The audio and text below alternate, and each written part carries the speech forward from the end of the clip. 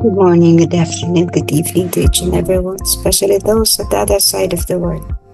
There is a time and space between us. There is only this present moment, and we are one. We are now on their entry number 1126. On one occasion, I saw Satan hurrying about and looking for someone among the sisters, but he could not find no one. I felt an interior inspiration to command him in the name of God to confess to me what he was looking for among the sisters. And he confessed, though unwillingly, I am looking for idle souls.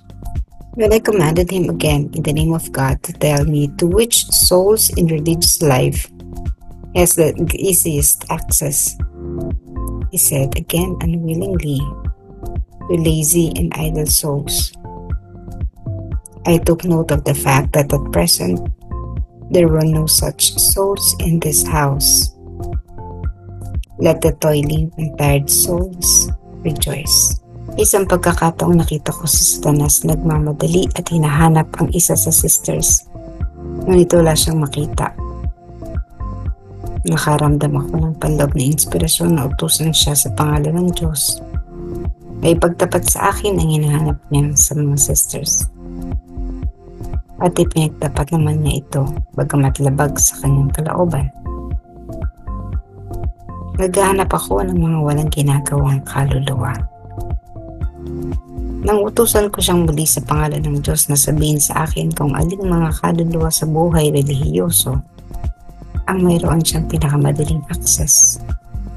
Sinabi niya, muli nang labag sa kanyang kalooban sa mga tamad at walang ginagawang mga kaluluwa. Napansin ko ang katotohanan na sa kasalukuyan, walang ganoong mga kaluluwa sa bahay na ito. Kaya magsaya ang pagod at pagod ng mga kaluluwa. So we have a new Pope, si Cardinal Robert Prevost. Isa naman siya sa mga candidates, no? Though was not that popular among all of them, but it was he who was chosen by the cardinals, and let's hope for the best in this world, especially that America right now. There might, of course, there's a purpose why the first American Pope was elected. So let's pray that the new Pope would be able to lead the entire church, not just the Catholic Church, but all the faithfuls around the world. Not to exercise its supremacy over all other religions, but to maintain or to foster unity and oneness. So going back on 1126, sinasabi dito una that si Satanas na pala, no? Pwede nating malaman ang intensyon by invoking the name of God.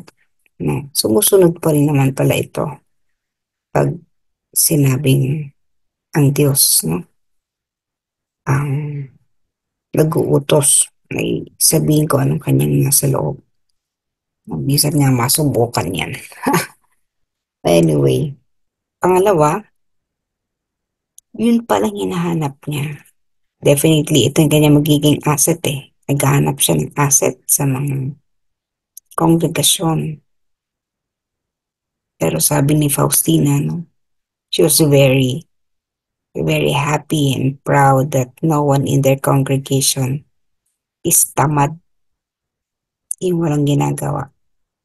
Walang masisilo si Satanas. Wala siyang magagamit sa loob. So that's good. So sa ating buhay, baka isa tayo doon sa asset ng kadiliman by being idle. Ano bang ginagawa natin? Ako alam niya minsan pag yung napo-frustrate ako na kagabi lang napo-frustrate ako sa Lord. Parang hindi ako nasasatisfy kasi lahat yung gusto. Marami sa mga gusto kong gawin after the heavy work during the Lenten season hanggang feast day. Talaga nakakapagod dyan. Pero after that, parang I need to accomplish many things na hindi ko magawa. No? Kasi ako minsan, pag pinipilit kong gawin ng isang bagay, pag nakinaiinip ako, ganyan, sumasablay naman. Hindi nagkakaroon ng magandang epekto. No? So, I really just have to trust the Lord. Kaya minsan naiisip ko, no, hindi, parang wala akong naiisip na alternative gawin. Although, nagagawa ko pa naman yung discipline, yung bawa yung gusto kong, yung pagnanais ko na talagang makasimba. Actually, kahapon, binigyan ako ng pagsubok na naman, pero sabi ko, kailangan akong labanan to si Satanas eh. Kasi hindi ako umabot no, doon sa target kong oras ng pagsimba. Eh, na-traffic pa ako dahil may mga rally ng kandidato. So, naku, 5:30, hindi ako abot. Imagine na, 5:30 yung hinahawal kong misa. 5:13, nandun pa ako sa, malayo pa ako sa simbahan. Eh, magdadala pa ako ng tubig sa Divine. So, pagdating ko ng Divine, parang wala na ako, ano, kailang. There's something in me na kailangan ko labanan to kasi, ano bang mahalaga, no? So, uwi ako. I was, may isa pa pala ako idadaan, no? Dadaanan, nababagsakan ng water. So, nakasakay ng e-trike. Yung plano ko, pag uwi ko sa bahay, magsasasakyan ako para mabilis. Kung pupunta ako sa the next town or doon sa isang barangay, mas malapit yung barangay, no? Kaya nasa ko dadaan ako sa traffic. Pagdating ko sa bahay, naku, walang sasakyan. Hindi na ako pwedeng mag-e-trike kasi baka hindi na ako makabalik, makauwi. Kasi ano na yun, no? Yung consume ng battery, alam niyo naman, e-bike. Ay, kaya na wala akong choice but to use the e-bike. So, e-bike ako papunta doon sa isang barangay chapel where may mass at 6 o'clock. Yung 5:19, nandun pa ako sa barangay na yun. Lumabas pa ako. And that was mga around 4 kilometers. So, 8 kilometers pabalik. Pero sabi ko, Lord, if you really would like me to, to attend the mass, which is, syempre, yun ang gustong Panginoon. Sinabak ko yung ano, yung una mabagal, pangalawa, nasasakyan, pangalawa, yung oras. Baka hindi ako makabalik. Eh, sabi ko, edi maghila. Sige, bahala ka. Kung hindi aabot ang baterya ko, di maghila. Tumawag ng SOS, ipahila. So, nakasimba naman po ako. No? Sabi ko, hindi ka nagtagumpay sa akin. Kasi talagang binigyan niya ako ng ang daming ano, ang daming, dyan, yung hadlang, blocks along the way, traffic, ganyan. Basta, no? Parang hindi ka na, ano, wala, malilate na ako. Although I arrived late, a little late, pero okay pa din naman. Kung ordinaryong ano, wala na, hindi na ako sisimba. No? Kaya sasabihin, may reason na tayo, Lord, kasi ma-traffic, ganyan, kasi Lord, ganito. But these are trials that we have to, na kailangan nating tawirin. Pwede ko palang sabihin yun, uy, kaya mo yan. Tumayo ka, ganyan, at labanan mo ang tukso na yan. Kaya mo yan. Ibig sabihin talaga hindi ako masyadong ano, I let a person decide on his own. Pero pwede pala na kumbinsihin ko na, uy, ganito, ganyan, kaya natin yan. That I can help other souls also achieve victory over temptations. Kailangan mo lang talaga din tiwala sa Panginoon. Gagawin naman niya. Pangalawa po, no, yung kahapon, kaya din ako medyo parang discouraged, parang nakabangon naman agad ako. No? You know what happened yesterday if you have seen my post, no? Yung sister ko her account was hacked. Eh ako naman, notice na minsan kahit 3 a.m. na hindi pa ako nakakapag-online. Hindi niyo ako makontak because I have that habit of turning the phone sa airplane mode pag matutulog na. No? So, naka-airplane mode dyan hanggang hanggang ano na yan, hanggang ba natulog pa uli ako after 3 a.m. hanggang magising pa ako ng mga around 8. So, hapon, airplane mode na, pero but she was contacting me. Apparently, it was her, no, kung akala ko siya, no, hindi ko maalala na hack yung account niya, but she was contacting me. Tapos nakita ko, humihingi siya ng ano, ng nagpapa-cash in sa GCash. That was normal kasi halos everyday naman humihingi siya kasi wala naman yung pondo, no? Kapag may nagpa-GCash sa kanya. Te, ganyan. So, papadalan ko yan. No? Yun na yung tulong ko sa kanya. Padalan ko ng ano. Tapos babalik naman niya. Pagkaano.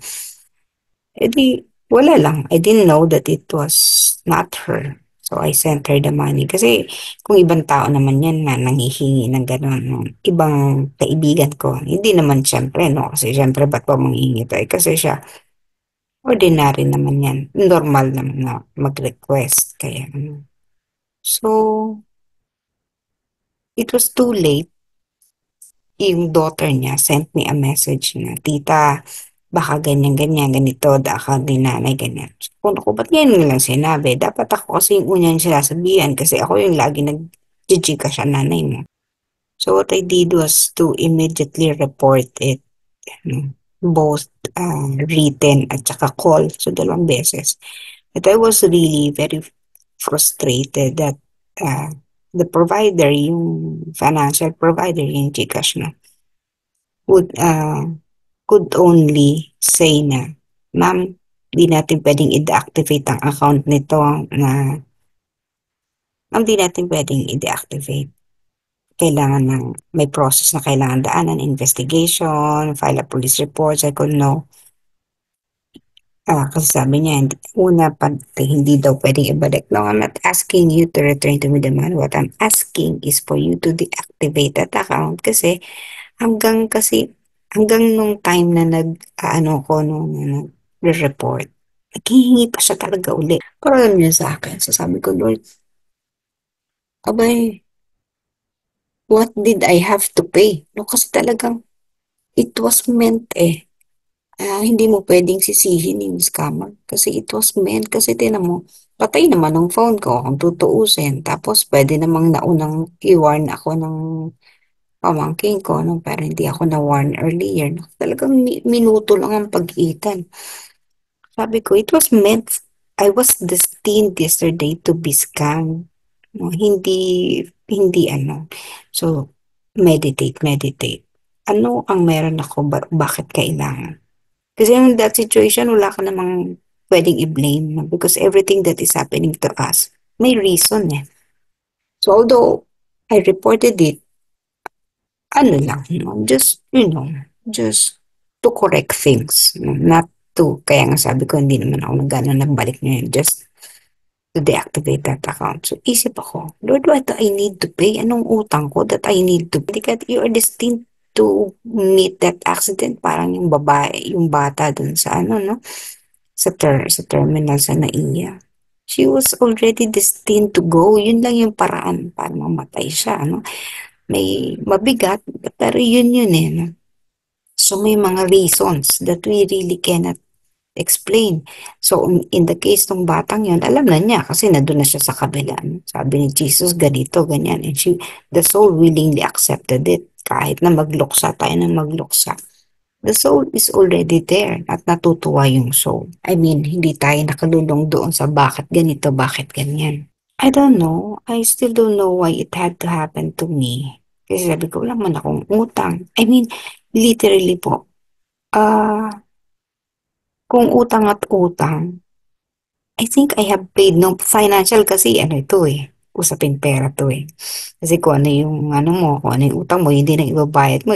I have learned, hindi lang dito sa pagkakataon to, but I have learned to look at things at halimbawa in terms of money. Parang alam niyo na nagbago lang yung number sa bank account mo. Halimbawa, ang bank account mo, ang naba ng account mo ay halimbawa 100 pesos. Example lang. So naging 50 pesos na lang. So parang it's just a change in number. Nagbago lang yung number and then magbabago na naman ng number, magiging 60, magiging 100, 105. Babago-bago lang yung number but it is not affecting you as a person. It is not affecting you as a soul. Numbers lang yan. So, parang pera lang yan. It would still be recovered. God would still be able to return. But anyway, I thank God for cleansing me kasi it's a part of the cleansing process. But whatever it is, I'm sharing this sa inyo para hindi tayo yung naglinger dun sa mga bagay na nangyayari sa atin na parang hindi maganda. It's time for that thing to go na hindi mo let go, pero gumawa na lang ang tadhana na paraan for you to let it go. And even in the people around us, when it's time for them to depart from this world, gaano naman kahirap tanggapin. Like what I said, yung bata na nasagasaan, di naman ibig sabihin na natutuwa tayo, no? But then, there's a purpose for that.